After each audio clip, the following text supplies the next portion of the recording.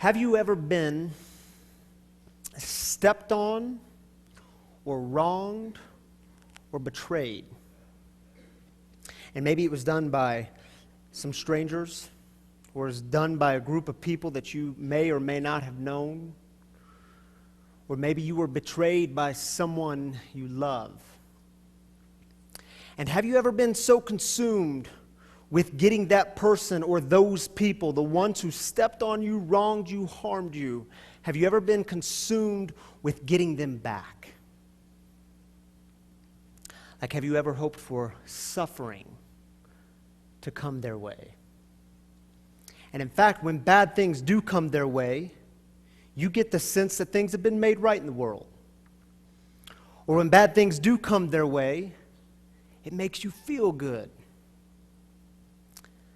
This is called revenge.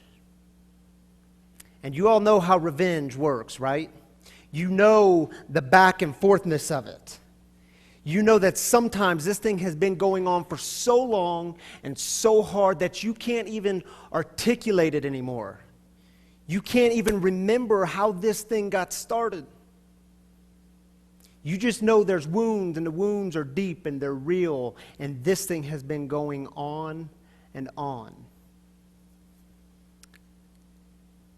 Have you ever lost, or have you seen others lose their moral compass along the way because they are deep in the heart of revenge and they are now engaging in acts that they would have never done before? So this morning, what I'd like to do with you is to together explore the problem of revenge. Because you know revenge is everywhere. I mean, look around our culture. Revenge is everywhere. It's in kids. It's in adults. It's everywhere. You know, the week before last, I was we did a family vacation. The five of us, me and Tammy, our three kids, we met up with my parents, my sister and brother-in-law and their three kids, and we went on a cruise together. And now on this particular afternoon, me, my 6-year-old daughter Selah, and my 6-year-old niece Maisie, we decided to go hot tubbing up at the pool deck because it was cloudy and it was kind of windy and it was cooler, and so we went hot tubbing.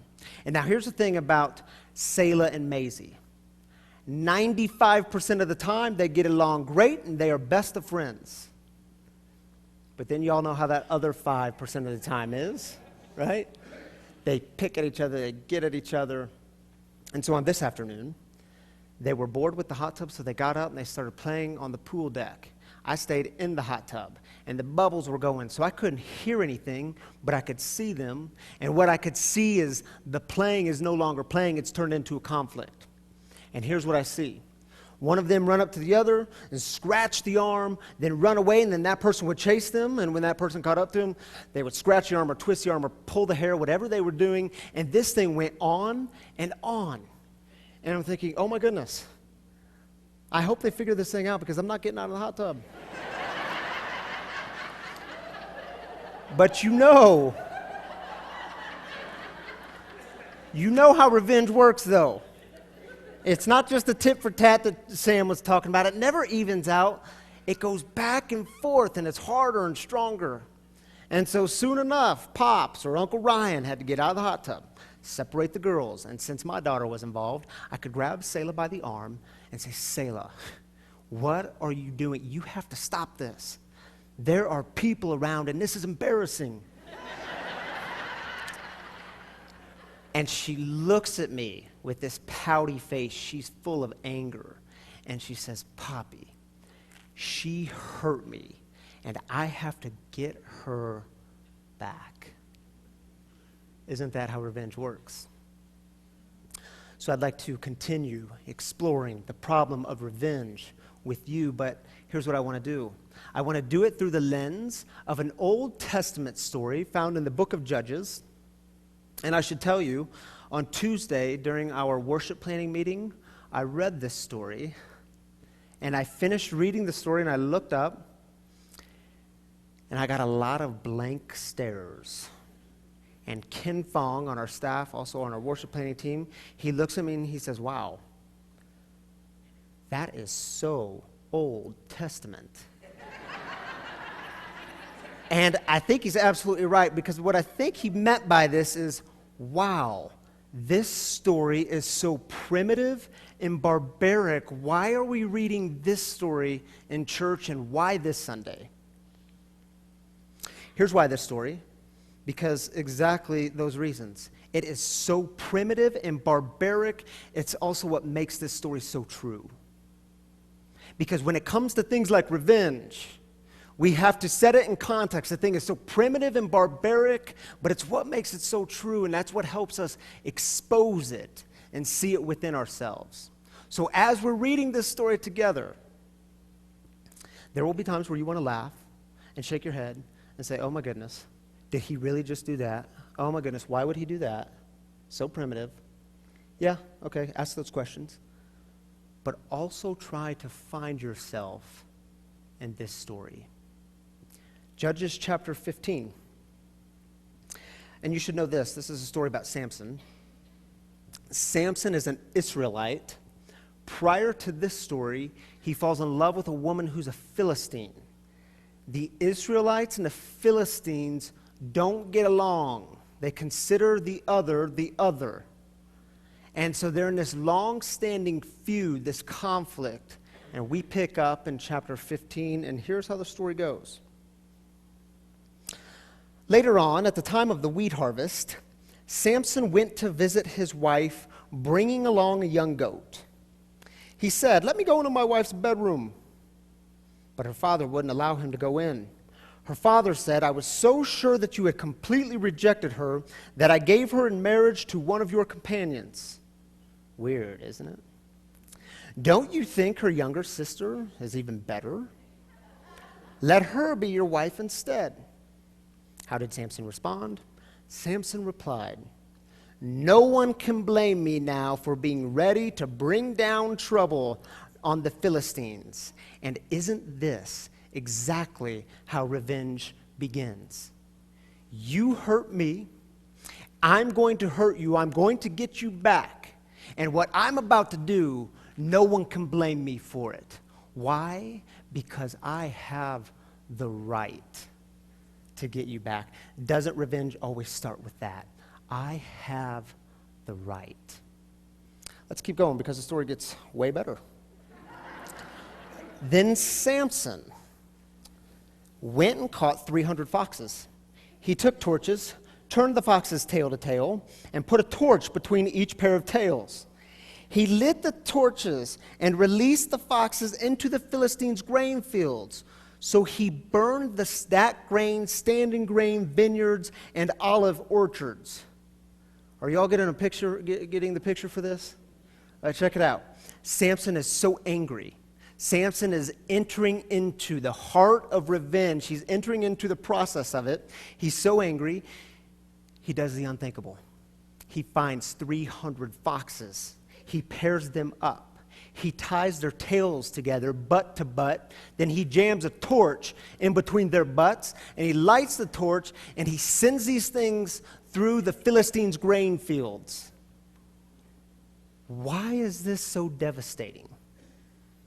The grain fields are the livelihood for the Philistines. Samson has engaged in an act of economic destruction. So we keep going. The Philistines inquired, who did this? So it was reported, Samson, the Timnite's son-in-law, did it because his father-in-law gave his wife in marriage to one of his companions. So the Philistines went up and burned her and her father to death.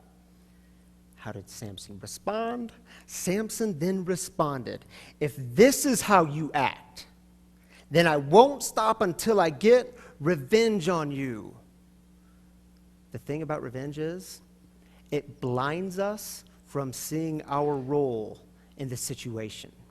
Oh, if this is how you are. Oh, if this is how you want to play. Oh, you want to play hardball. This is how it's going down. As if Samson has already forgotten about what he did with the 300 foxes. And apparently, if you light 300 foxes' butts on fire, they run through fields and they destroy things.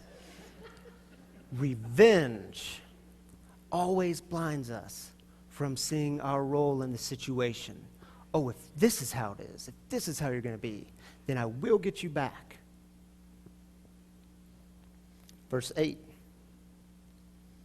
He struck them hard, taking their legs right out from under them. And I'm skipping a bit in the story because it's a long story. But Samson leaves and he goes and hides out in this cave. And when he does, 3,000 of his own men come to him. And they say to Samson, "Don't you realize that the Philistines rule over us? What have you done to us?" In other words, Samson, this isn't just about you and the Philistines anymore. You've dragged us into this. And haven't you experienced revenge work like that? It's no longer about you and the others, but you've actually pulled other people in. It affects others. But Samson said to them, "I did to them just what they did to me." And again, isn't this exactly how revenge works? Revenge always tries to justify itself. You hurt me, now I'm going to hurt you, and it's going to be harder and more. It's kind of a weird way to respond in the world, isn't it? But yet, we've all been there. What you did to me was wrong, so now I'm going to do something wrong and bigger to you. Weird, isn't it? So the story goes back and forth. Samson ends up getting his arms tied behind his back, and in the story he breaks the ropes free. And then he does this. He found a donkey's fresh jawbone. He found a donkey's fresh jawbone and picked it up and used it to attack 1,000 men. And Samson said, which was really more of a song, Samson began singing. Hold on here, I lost my space. With the donkey's jawbone, stacks on stacks, with the donkey's jawbone, I've killed 1,000 men. Man, it's such a weird story, isn't it? I mean, think about how the story began. It started with Samson, his wife, and his wife's father. By the end of the story, he is swinging a donkey's jawbone, puffed up ego, bragging about killing 1,000 men. And somewhere in the middle of all that, his wife and his wife's father are burned to death. And somewhere in the middle of all that, he gathers 300 foxes, lights their butts on fire, and sends them through the fields. Revenge always escalates, doesn't it? It always escalates. And now think about it for a moment. If we were to be able to catch Samson in that moment, or shortly after the moment of him swinging the jawbone, and we were to ask him, "Samson, so did it work? Did you get revenge? Did you get enough of it?" Because that's always the problem of revenge. Did you get enough? And how do you know when you got enough revenge? How do you know when you hurt them enough? "Samson, did it work? You feel good about it?" Well, of course not. I mean, as outsiders looking in on the story, we say, of course this didn't work. You know they're going to come back after you. You know it. And as outsiders looking in on the story, it's so clear to us. Here Samson is a man who is broken and dying inside. Things have been taken from him. His wife is given to his best friend. And his wife and his wife's father are put to death, burned to death. And then Samson, in his emptiness, turns to revenge. And if you've ever been there, you know that revenge, too, takes things from you. It takes your dignity. It takes your integrity. And stay there long enough, it takes your soul. Revenge always escalates. And the thing is, does revenge ever really work? I still have quite a bit left in this sermon. Just to give a heads up. Oh, that's Jim. I mean, you can. I'm going to keep going here.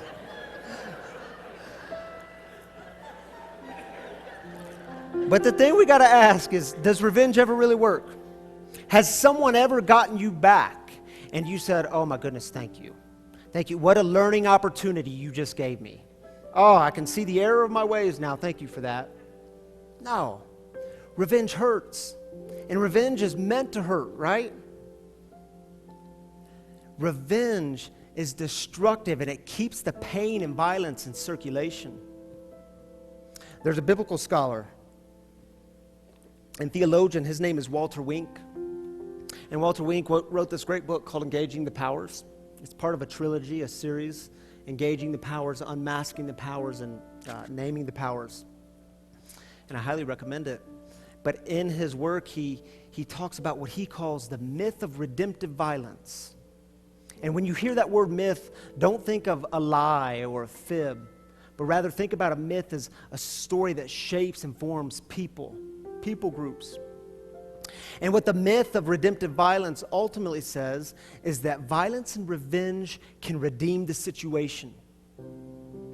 And so what Walter Wink does is he tracks this myth of redemptive violence, and he starts all the way back with the Babylonian creation story, 1200 BC, where you had this bad character, an evil character, and a good character, and the good character overcomes the evil through violence, and you have creation coming through this chaos, and it's called the Enuma Elish.